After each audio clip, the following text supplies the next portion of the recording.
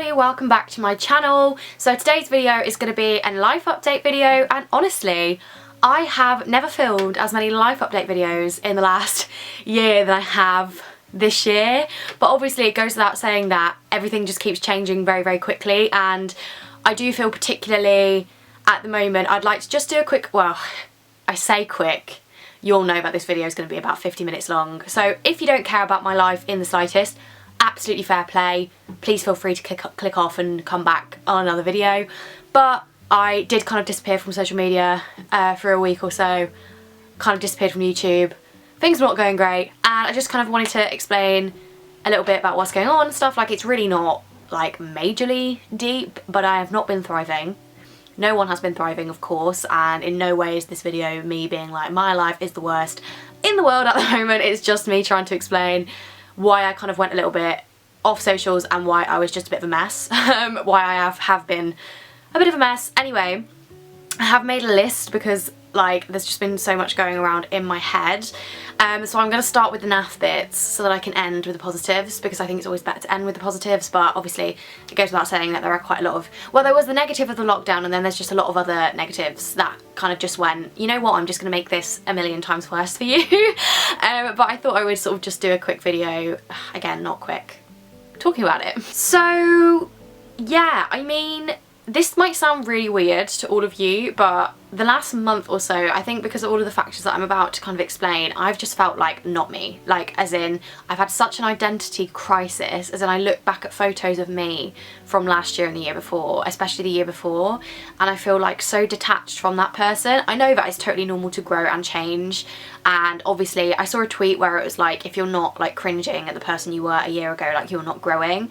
But I just feel like, I don't know what has changed within me, but I just feel like a really different person at the moment, and normally you don't notice that it's happening, whereas I'm just like really aware of it at the moment. So I have just been having like that feeling for like 2 months where I can't really put my finger on what it is, but I just don't feel like, well, I would say I don't feel like myself, but I do feel like myself. I just feel like a different version of myself. Anyway, that was just like such a random thing to start with, but that kind of was like the backdrop of everything else that's kind of been going on, and which is why it just kind of, it started with that, and then that feeling has just kind of got worse. That was such a random thing to add into this video, but I don't know if any of you can relate. I don't know if any of you have had that feeling, and sort of like, I don't know if anyone has any tips on how to, say cope with it, but just come to terms with it, because I just do not feel like Eve as I know Eve. So yeah, I think that's a good thing. I think it's just a sign of like changing and maturing, but I'm a bit, I don't know, I'm just feeling a bit weird about it. I forgot to put lip gloss on.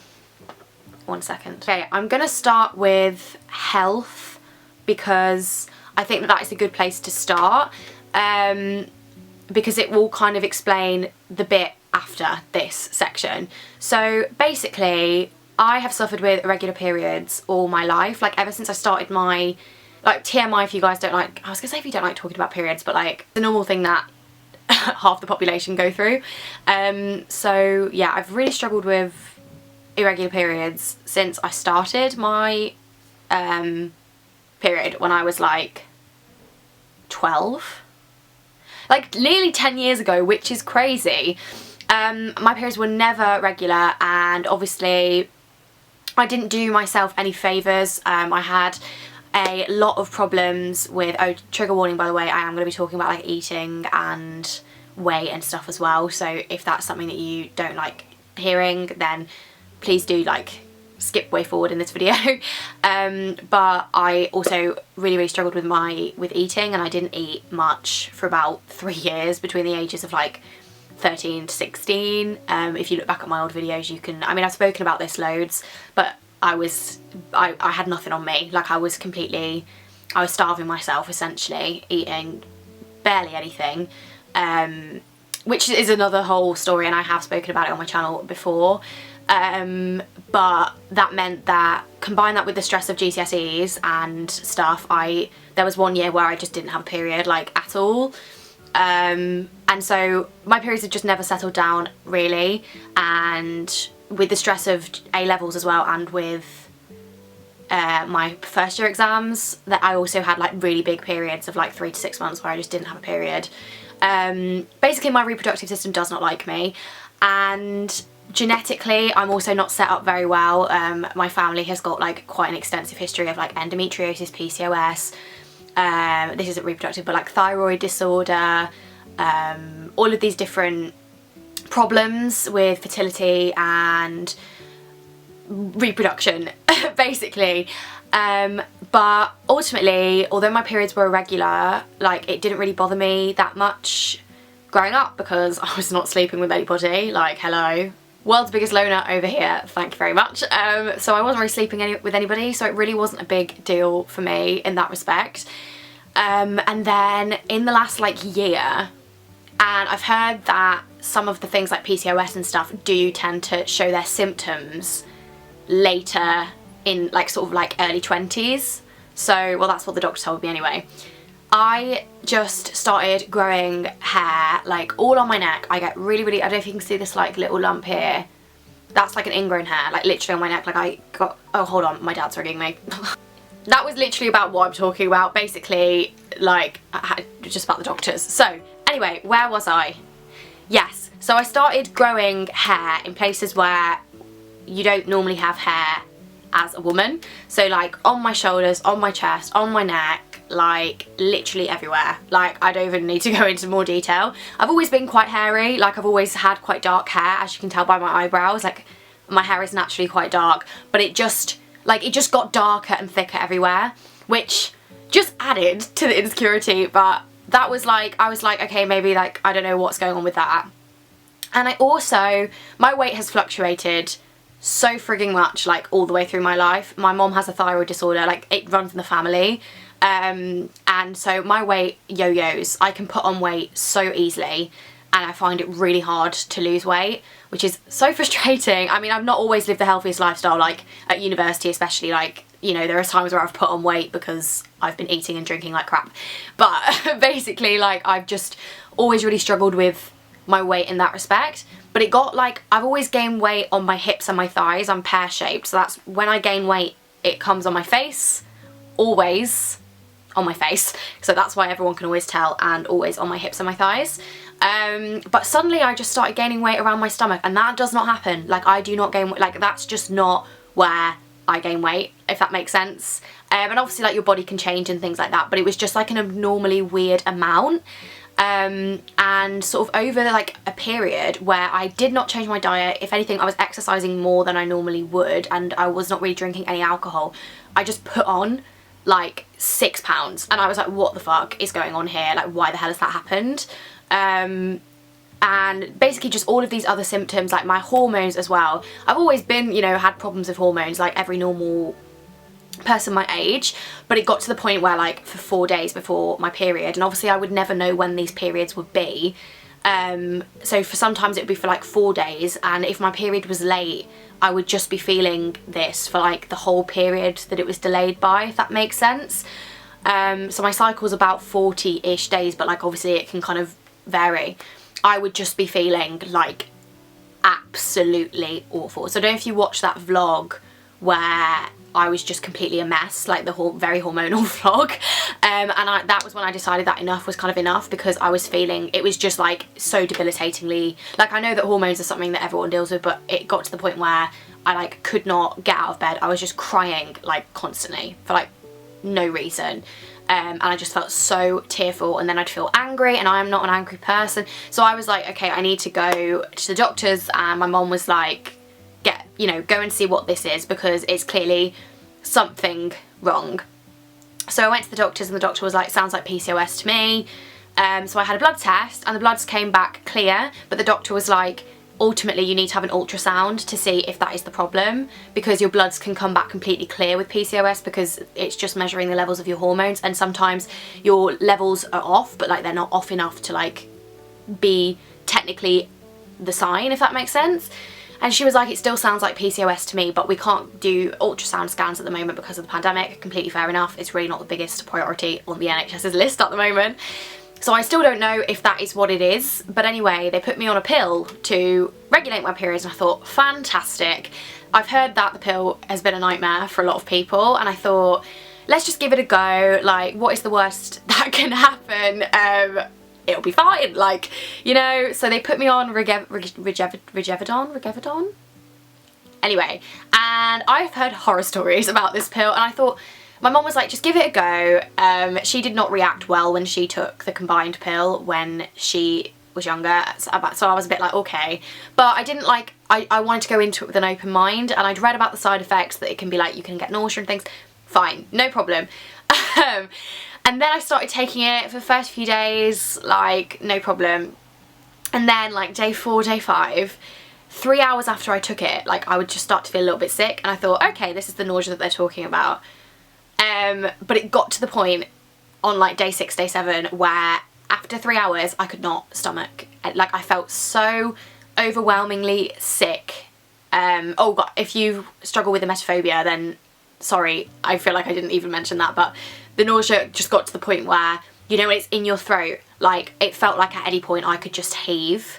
And it was like lining, and like every single time I even thought of food, it would, I feel sick just thinking about it. And so I thought, surely like it will just get better, like, you know, it's natural to have sort of, my mum was like, this is not normal, and I was like, no, I'm going to carry on taking it because I want to make sure that it's not just me being like dramatic. At the same time, my mood, like, as in, this lockdown obviously is not helping the mood situation, and the degree academic section that I'm going to talk about in a minute was not helping the situation. But like, generally in this lockdown I do find I have like maybe like 1-2 days a week where I'm just not thriving. But it got to the point where like every morning, like clockwork, I would just be doing my workout and I would burst into tears, or like cry over the most random things, or get really, really angry. And the nausea was like, I wasn't eating, really. I was not eating anything at all because I felt so sick.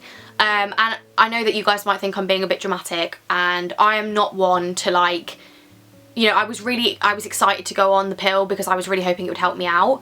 But it got to the point where all I was eating was toast or like beige things, and even then I wouldn't even be able to finish the meal because I just could not. But then I started feeling worse, obviously, because I wasn't eating enough. And so it just kept spiralling, and my mood just got worse and worse and worse, and it got to the point where I just completely broke down, and I was feeling awful, like, as in, I've not felt that bad since my first year of university, and it was really scaring me, and I was like, no, like, I was having really dark thoughts and just feeling very hopeless, like, despite, I was like, this is clearly correlating with me starting taking this pill because it's not normal. And so my mom literally took the pills out of my bedroom, and she was like, you're not taking these anymore. So that was that. So that pill clearly did not react to me. I literally had a phone call with the doctor this morning, and I'm going to try a different type of pill. So I'm hoping that that will help, because I stopped taking that one about a week ago, less than a week ago, and the period that I had was not cute. I have been in a lot of pain the last few days, but I've also felt a lot better in myself. I've been able to eat. Also, I like put on so much water weight when I started taking this pill, and I know that's normal when you first start taking it, but like, seriously, I was eating healthy, I was working out, like, I've really been on like a hype, and I gained weight, and then suddenly I stopped taking it and I've lost all of that, and I was like, what the hell? Like, basically this pill just said no to my body, and that's fine, it's totally normal. But I was not thriving, which is why my videos got increasingly erratic and my stories got increasingly erratic, and why I was just a bit of an emotional wreck for the whole of January and most of February. So I apologise for that, but I just wanted to keep you updated on that, because if you guys struggle with, like, well, I think it's PCOS, but we obviously, I'm not going to sit here and say I've got PCOS because I've not had the ultrasound yet. If it's not PCOS, I don't know what it is. My mom thinks it's a thyroid, but my thyroxine levels came back completely normal.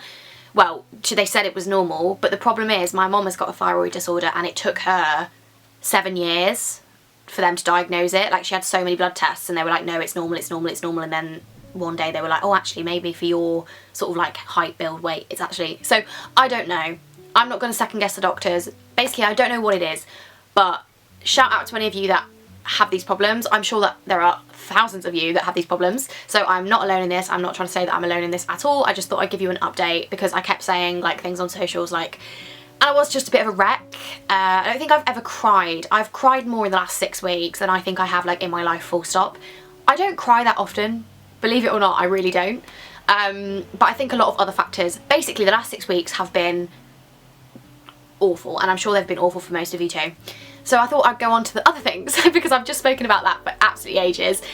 So the next thing is my degree, and loads of you, I wanted to film a gin chats video and all of you were just like, what's happening with your year abroad? What's happening with your degree? Like, what is going on? Like, why are you still in the UK? Like, why are you not in Spain? I had a complete breakdown about this last week, and I filmed a video explaining it. And normally, as I said, like, I don't really like to sort of like talk about it as it's happening, but I felt like it was a very good picture of the shit that universities are putting their students through at the moment. So I'll leave you with the clip. And hopefully it will explain where I'm at with my degree. I did actually just try and film this like once on my camera, and it just ended up getting really long. But I wanted to say that this part of the update video I decided to film while I was feeling the way that I was feeling. Normally I am a big fat no-no with things like that. I'm always like, step aside, like talk about it afterwards, because when you're in it, you can say things that you don't mean. In the heat of the moment you can get overly defensive, and like I'm just a big believer in like sometimes just stepping back from the situation and like coming back to it, obviously acknowledging it and like stuff, but you know, coming back to it when you feel like you're more in a position to do so.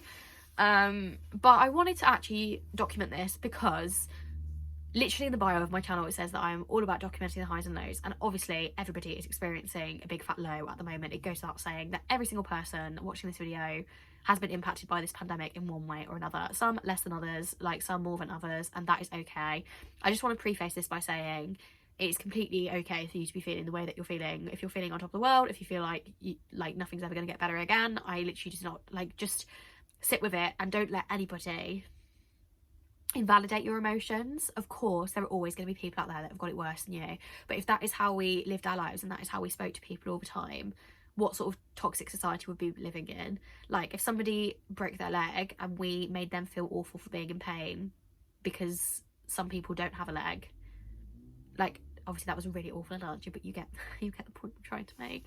Anyway, I just wanted to come on here as part of this update video and talk about the academic side of things, because I'm not going to talk about my health, lack thereof, and just general things until later on, because at the moment that's like it's something I'm really like struggling with, and I think that is something that's best spoken about hopefully when things are starting to get better for me in that respect. But today has just been, I mean today, like literally the last like 3 weeks, to be honest, I've just been absolutely miserable, as everybody has been. As I want to say, like, this is not me saying, and this is for all of you like you haters out there. No, I will admit, you know me, I'm the sort of person that, like, I have not read, like, my hate forums in time. Like, I've not read them in a year. On the other day, like, someone sent me a link and I fell down a rabbit hole. And the general consensus I got on there was Eva's so ungrateful, she's so privileged. I got called a dumb bitch, got called fat, whatever, but they were like, oh, she thinks the world revolves around her, like she's so tone deaf, like how dare she complain about not being able to go on her year abroad when people are literally dying. I want to say to every single student out there that has lost out, that has had an experience taken away from them, that's you're okay to feel sad about that, because I genuinely feel like a bad person. Like, I feel like fundamentally I am a bad person because of the things that people write about me on the internet. And then people in my real life have to remind me that I'm not a bad person for having emotions and for mourning for things that have gone, you know.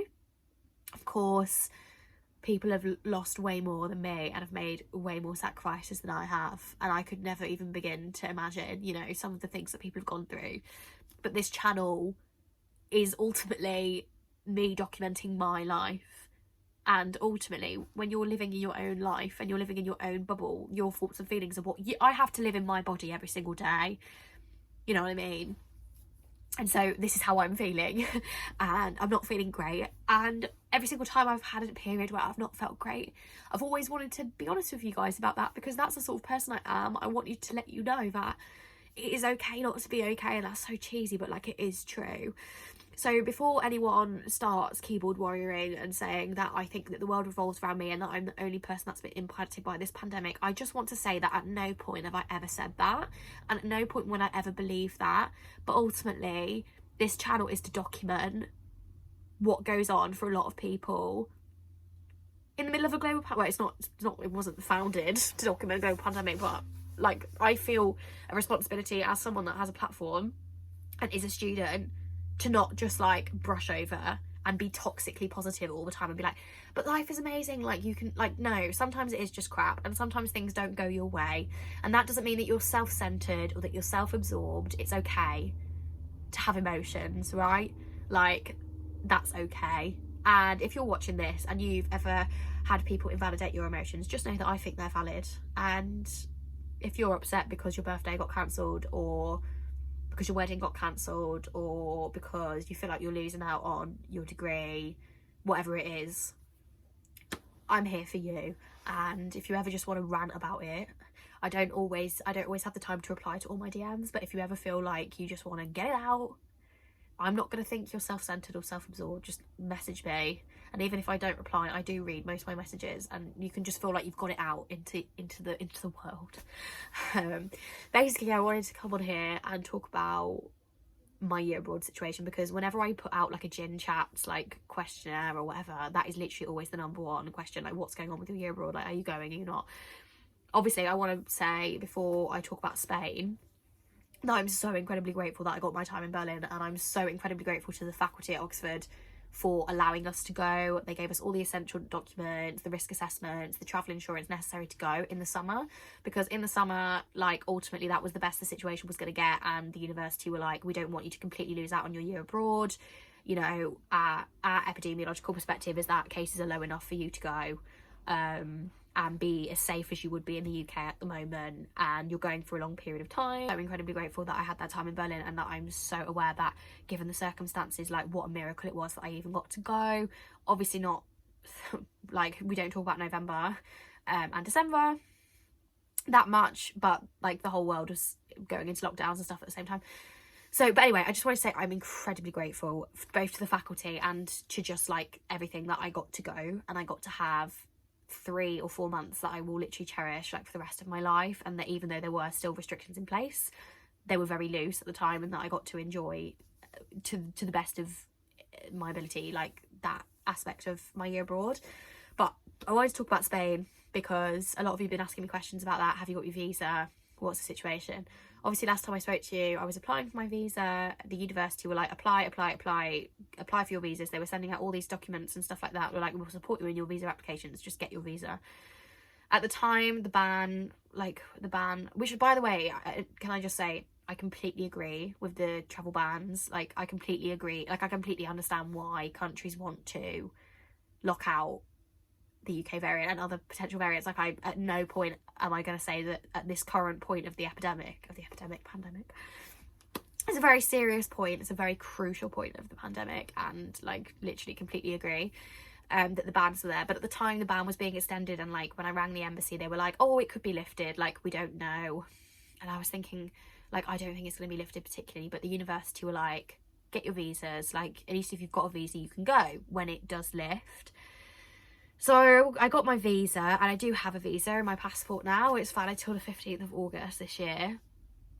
And then the ban got extended again and again and again, and I started to think, okay, it's not looking very likely. Meanwhile, a lot of my friends were flying back out to Germany and Italy and everywhere, because, can I just say, like, they're not just like illegally doing that, like, they have residency there. A lot of people that were in Germany, like, you get like a document to say that you're resident, and if you have that document, you're still allowed back into Germany. Like, if you have proof that you have a long stay visa, residency, a reason to be in the country, in France, Italy and Germany, you're allowed back in. Spain were completely different in that respect. Spain have said, like, unless you have this specific like card that proves you're a resident, you're not allowed back in the country. And that's just how the cookies have crumbled in that respect. Which is again, like, I am not going to be here like bend the epidemiological rules for me. Like, why do you think I'm not in France? I mean, in Spain at the moment.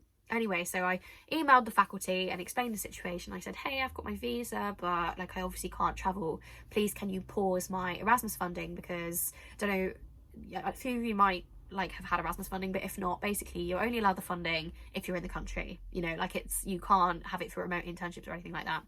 And I emailed my internship and said, hey, I can't get out to Spain. Wrong country. Is there any chance I could do my internship remotely? And they were like, sorry, no, we don't offer remote internships. Well, you'll just have to wait. And I thought, yeah, no problem. I emailed the place, like my apartment place. They're not making me pay rent. Really, really kindly of them. I'm aware that like so many people have not had that luck.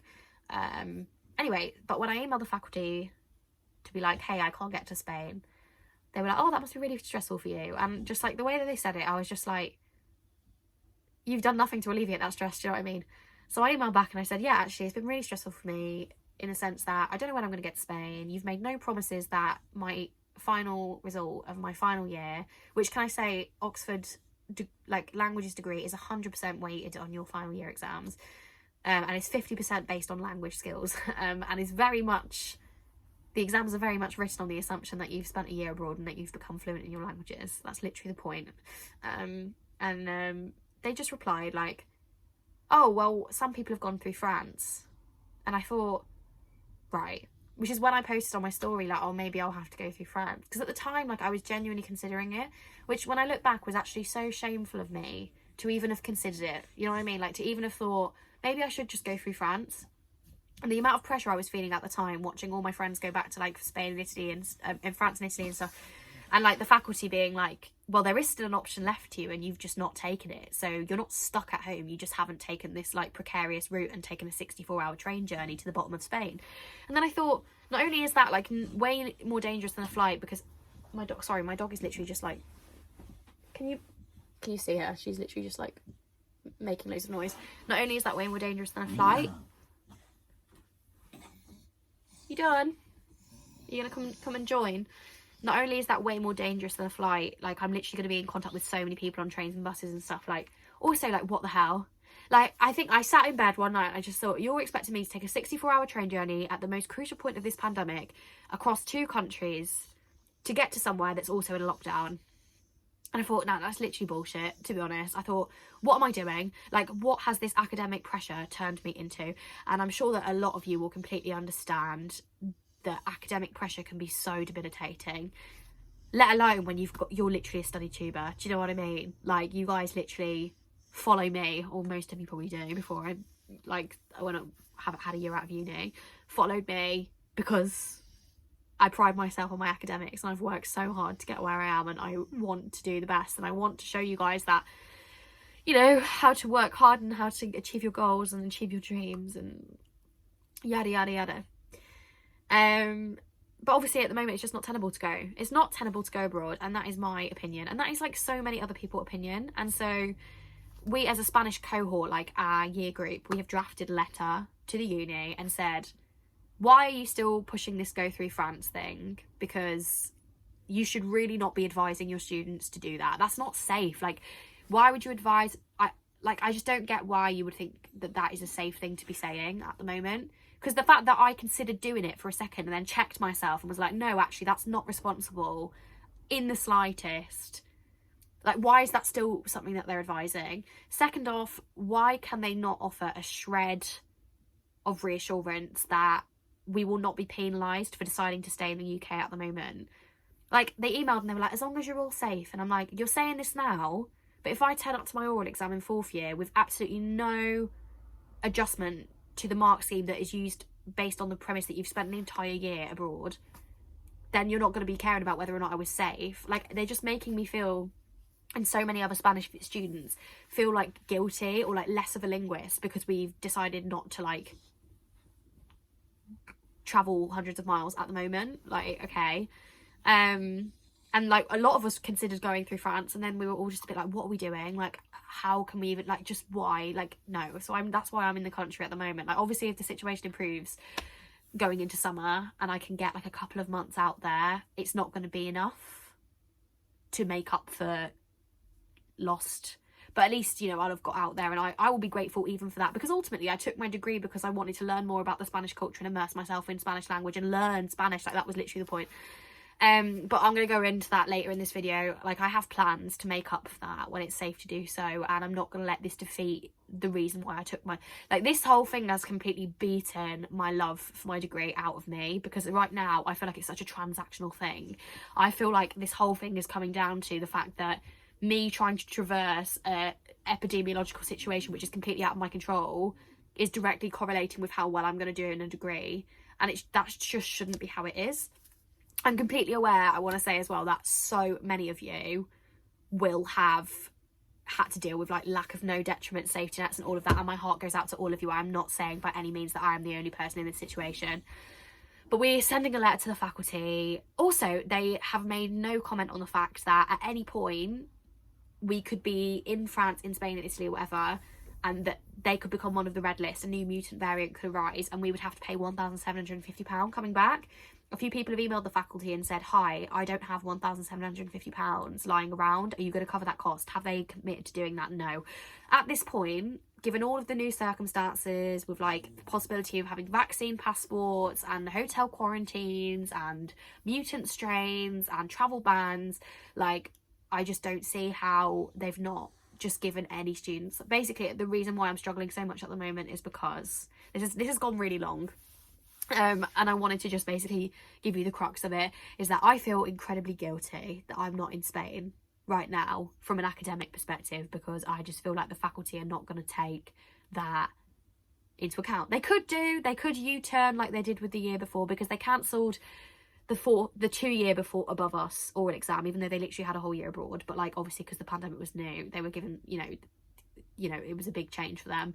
And they've cancelled eventually the year above us. You know, the year abroad, the year group that had half of their year abroad disrupted. They've cancelled theirs now and like made it a pass-fail sort of vibe, so it doesn't even impact your degree. But that was only after like an outcry, and then the faculty realising that their language ability was not at the level that it would it could be marked on, because the Oxford mark scheme is like very much like you're fluent. Do you get what I mean? You know what Oxford are like? They're so unwielding, and they just don't want to change. And you guys know this if you've watched me. And so many of the people on Guru Gossip were like, surely Oxford aren't forcing you to go abroad. No, like they're not sat here with a gun to my head, but they're making me, and they're making a lot of people in my cohort feel like less worthy of the grades because we've decided to stay at home. And I'm not trying to bash the people that have gone back to France or Italy or whatever, because they have residency and like that was within their power to do, but it is what it is. So I'm hoping that the university will give us some reassurance at some point, but right now I'm just feeling very exhausted, because not only am I having to grapple with the guilt of not being in Spain, which is, I'm sure, is what a lot of year abroad people are feeling at the moment. I'm also having to grapple with the guilt of feeling guilty about it, because honestly, like, some people in my DMs or like wherever have made me feel like actual Satan for being upset about it. And ultimately, this is not me wanting to go and have a holiday in the sun. Like, at no point have I said that I'm completely, if I was not doing a languages degree, this would not be an issue. But ultimately, when the faculty aren't budging and they're not promising that you're not going to be penalised for something completely out of your control, you do just feel a bit stuck between a rock and a hard place. And that's basically the situation. Anyway, this has ended up being just as long. And I actually have my Spanish course in 5 minutes. And I look like this, so that's great. But I just wanted to explain a little bit the situation and why I've basically just been crying like every day for the last 3 weeks. Obviously, there are loads of other factors as well. Obviously, as you can tell, I'm not thriving in that respect. It's actually been really, like, it's just been a bit of a hellish few weeks in that respect. And I know that every single university student is going through the ringer right now, but combine that with the kind of like problems I was having with my body and just generally life crisis vibes, it really got to the point last week where I just completely lost the plot, and I was stupid and I read my hate forums, and like that was literally it. That was the final straw. And I was gonna say you do not want to see what I was like, but you kind of did. That was kind of like a few hours after I'd stopped bawling my eyes out, so I looked like relatively okay, but was not great. So yeah, degree, we just don't want to talk about it. The faculty have still not got back to us. Like, I just don't really know what to do, but I am determined that I'm going to try and do everything I can to kind of counteract the disadvantage that this is going to give me. So I am doing an online Spanish course at the moment for like 2 or 3 hours every day, which is very, very helpful, and it's at least giving me some exposure to the language, and I'm just going to carry on doing that every month that I can't be in Spain.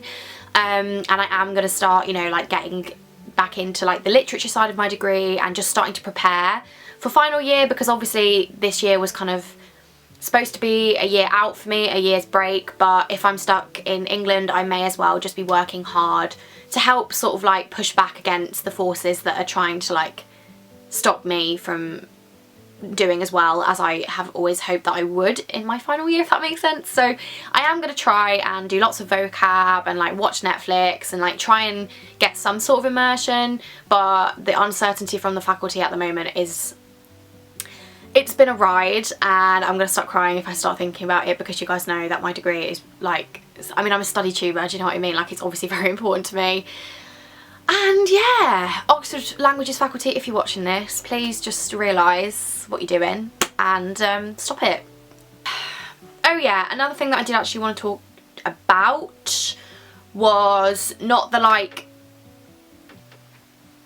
hormonal health side of things, but I've also wanted to talk about a little bit and not a lot, because as I said, I do not really want this to be a focus on my channel about like health as in like health and fitness. So people have always had their opinions on me and like how much I work out, and people just think that they're basically my dietitian and that they can tell me exactly what sort of lifestyle I'm leading, which annoys me because you literally see 20 minutes of my week, if that. And I do actually work out. Like when I'm at uni, okay, fair enough, like first year of uni, did not exercise, as you could tell by the way I looked. Like I was living such an unhealthy lifestyle in my first year of uni, I'll put my hands up and say that.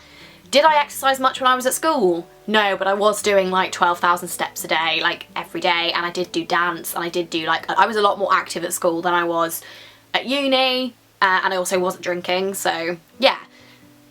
I do work out. Like I think people do think that I literally just lie on my ass all day. At the moment I'm working out like 4 to 5 times a week, 6 depending on the vibe. Is it like weightlifting, strength training? No, but I am really trying to be the best version of myself. I don't really eat as unhealthily as you all think I do either. Obviously, like if I'm going to have a takeaway or something nice, then I'd be more likely to post that than like a salad or something.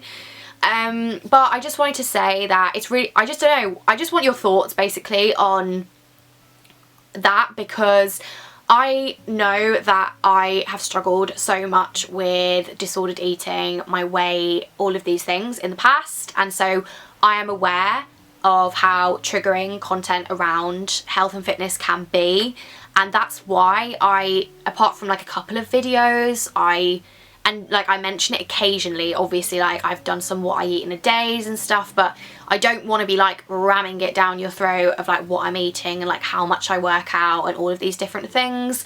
But recently I've obviously been mentioning it more because, you know, I have tried to kind of change my lifestyle a bit so that I can get into the habit of it before my final year of uni, so hopefully I'll keep it up.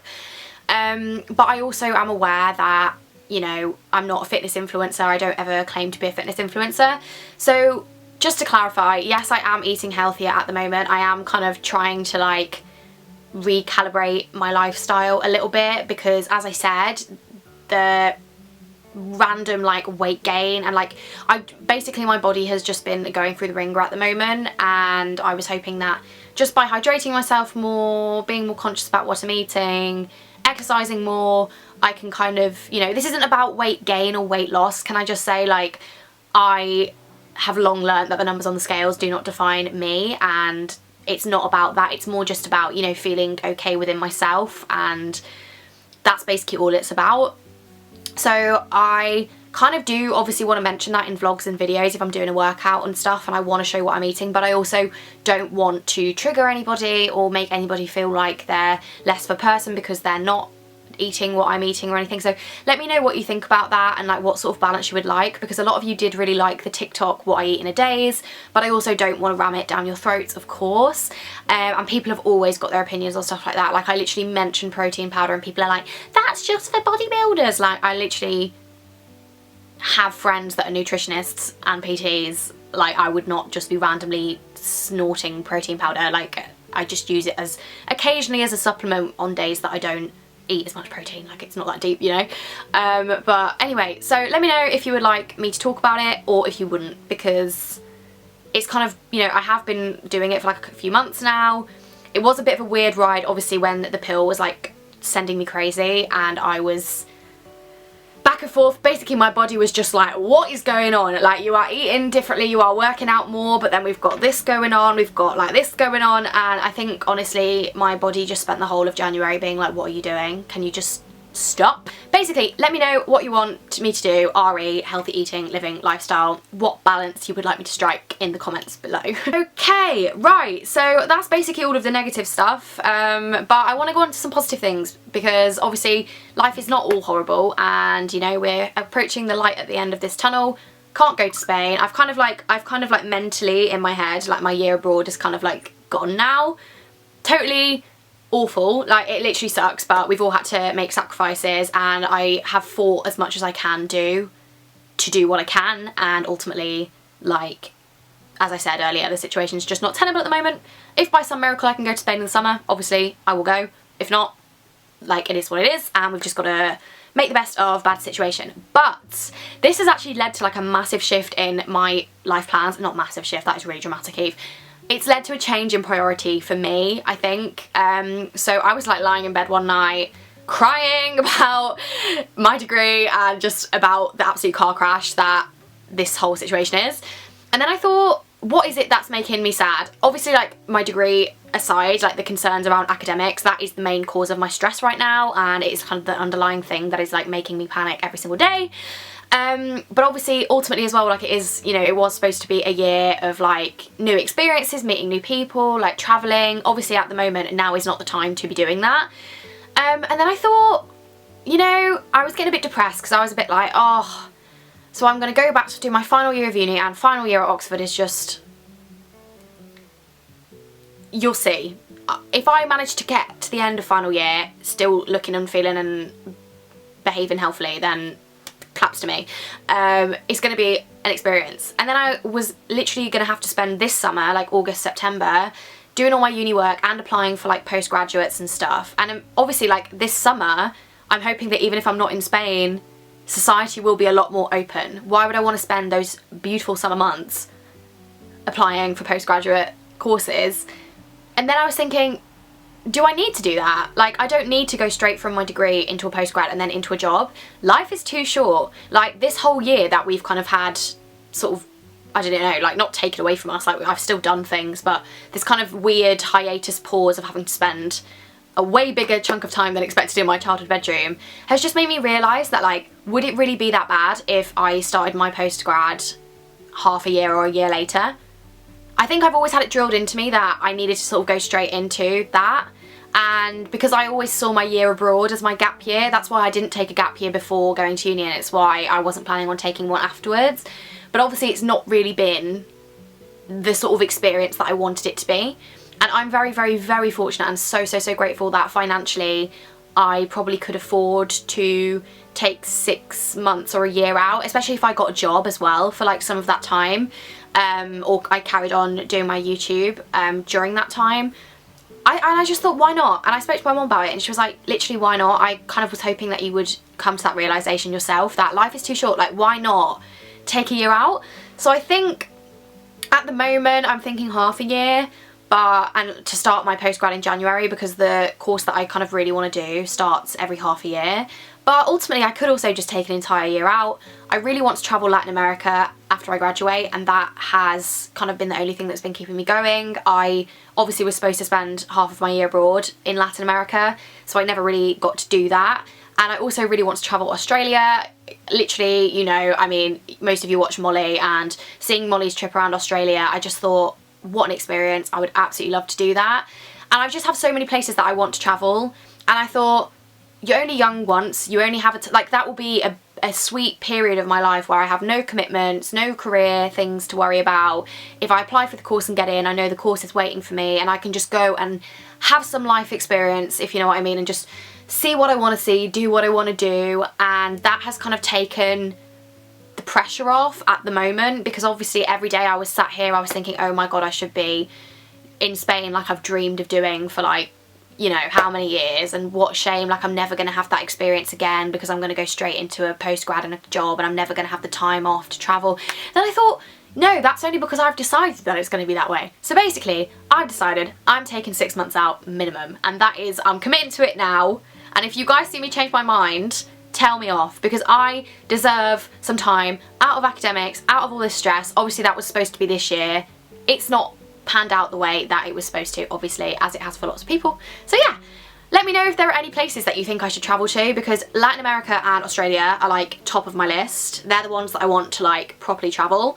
But let me know if there are any places that you think, like in Asia or somewhere. I'm gonna have my gap year, guys. I've decided it's my time to have a gap year, basically. So let me know if you've got any suggestions of things I could do. Probably will end up getting a job for some of it, because I would feel awful like supposedly like just travelling with like not working or like anything. But anyway, we've got plenty of time to plan that, and it has given me such relief knowing that I can enjoy my final year of uni, because I am excited for my final year. I'm so excited to be back in Oxford, to see my friends, to be back at LMH, to just be in the Waterstones on the high street, like just all of the little things. I am so excited. I love my degree. Well, I did before like this whole kerfuffle.